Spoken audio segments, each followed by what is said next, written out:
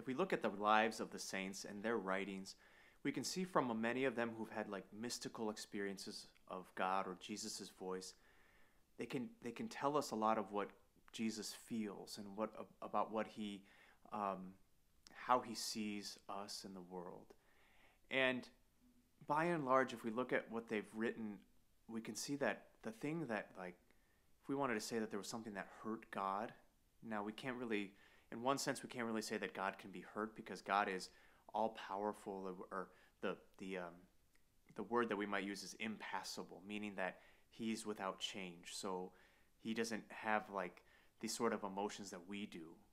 But God is vulnerable to human beings in that he loves us so greatly. So the thing that can hurt him the most, or that would hurt his heart the most, at least in the opinion of the saints and what I've kind of discerned, is if we reject him or reject his grace or his mercy in any way, or see ourselves as never able to achieve that grace, that mercy, see ourselves as unworthy of it or not good enough for it, or that we'll never be happy because he has promised us that eternal happiness with him.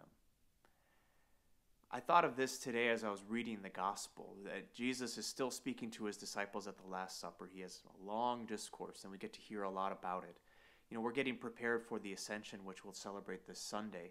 So Jesus is ready to go forth from his disciples. But he says that, you know, we hear a little bit of what we heard yesterday, that you will weep and mourn while the world rejoices. You will grieve, but your grief becomes joy. And he mentions a pregnant woman who gives birth, that there is a lot of grief and pain in that. I've never had a baby, but I can only imagine from what I've heard.